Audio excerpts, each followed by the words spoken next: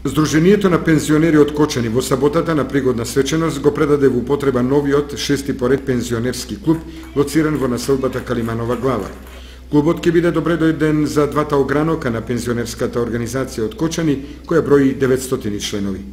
На свеченото отворање на клубот присуствуваа министерот за труд и социјална политика Спиро Ристовски, како и Драги Аргировски, претседател на Сојузот на Здруженијата на пензионерите на Македонија. Тоа значи многу за пензионерот. Пензионерот кој ќе дојде во овој клуб заборава на многу проблеми, заборава на таа меланхолија што има. Ние во Македонија имаме околу 400 клубови во кои дневно се дружат, се спријателуваат, се информираат, играат шах, домино и така натаму. Околу 150.000 пензионери, тоа многу значи. Затоа сакаме овие клубови да имаме што поголем број и за тоа ни помагаат и владата на Македонија, помага и локалната самоуправа.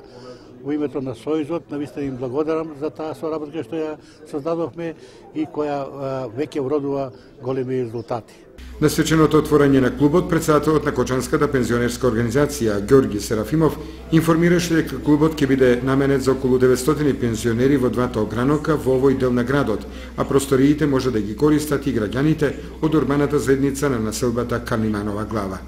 При тоа Серафимов се заблагодари на локалната самоуправа и на градоначалникот Радко Димитровски за помошта и разбирањето во отворањето на пензионерски клубови во повеќе населени места во градот и урбан